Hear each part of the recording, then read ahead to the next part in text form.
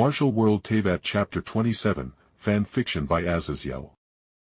Hand in hand we as in Keqing and myself entered the richest district of Liyue.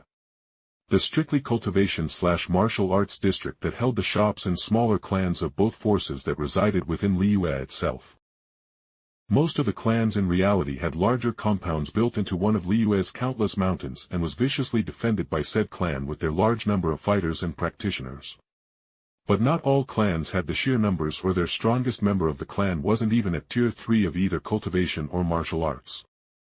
In which case they would stay here in Liyue under Ningguang's protection with her Millilith and the aegis of the Jade Chamber. They are looking at us. Keqing hissed in some embarrassment as more than one young man looked heartbroken at seeing the two us holding hands, as Keqing was actually rather famous in Liyue for her talent and beauty. And hearing Keqing's adorable gripe, I squeezed her hand with a blinding smile crossing my face as I chuckled and said, "Let the single dogs watch, I like holding your hand. Do you not?" I asked with a bit of teasing that made Keqing look at me with a bit of panic before she pouted at seeing my teasing smile. After a minute we refocused and I asked, "So I would like to get some beginner sets for alchemy and array creation. Any idea where I can get that, Keqing?" She gave me a sad look, making my face twitch, and seeing that she actually smiled at getting one over me as she explained. Although array and artifact creation guides for beginners do exist due to the Cloudy Refining sect putting out books to encourage more makers. She took a breath and with a frown, she continued explaining. Alchemy on the other hand here in Liyue is almost entirely passed down through apprenticeship scams where higher-tier alchemists treat their apprentices as slaves to mass-produce low-ranked pills to Liyue's market and the alchemist's own pockets. I shrugged at hearing that, and then after making a humming noise of thought I asked evenly. Then we just have to buy or get recipes for the pills and elixirs.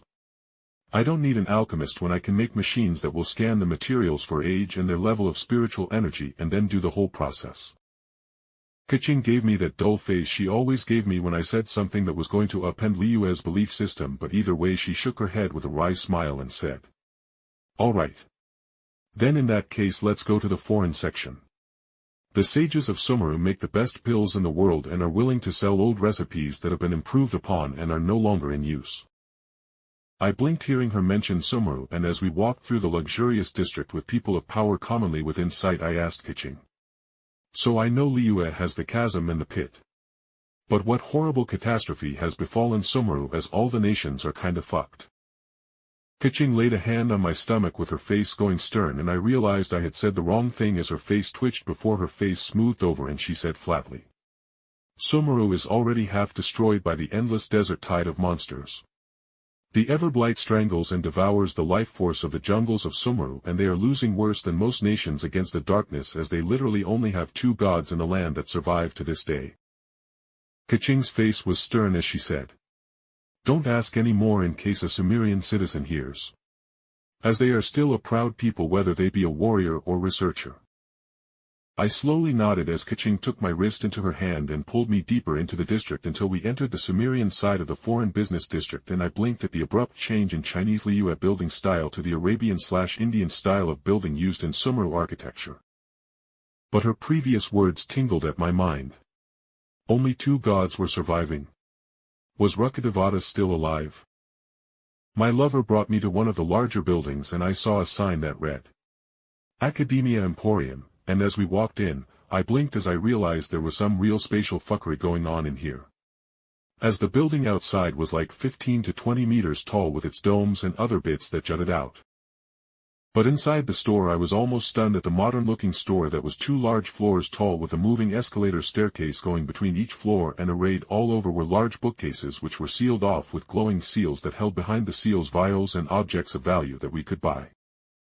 "All right, let's find a teller."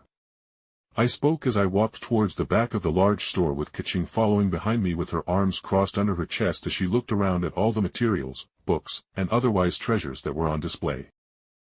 Sitting in the back of the store was a trio of 3 well-dressed ladies and a single man, but flanking them were 2 strong men with Arabian-style desert wear and with large scimitars drawn and ready that were laying on their waists as they sat on raised platforms to watch the store. "Hello." I started off as I started speaking to the unoccupied male teller, and he gave a salesman smile, and before he could start his spiel I continued and began listing on what I wanted. Hello, I was hoping I could get shown your alchemy cauldrons, along with any books you have on alchemy materials, your recipes for sale, and other tools needed in the profession. His lips twitched and he gave his co-workers a look of despair before he smiled and said, happily, yes sir, please follow me. And so he led me to the cauldrons first, and I frowned slightly at seeing how all cauldrons past the lowest of tier and cauldrons had arrays in them that made them hold their spiritual energy in and prevent the medicinal energies within the system from dissipating for when you are making pills, etc. Which meant that most likely I needed to have arrays already ready for when I try to automate an alchemy factory. I will take 2 of these mid-tier cauldrons, please show me the recipes then. I said after a moment of thought as I planned to take apart the cauldrons carefully to learn what arrays were in there, how they were different from the other, and most importantly what they shared.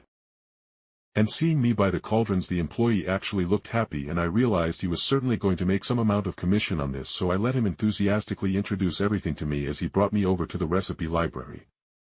Customer, do you have any requests for recipes?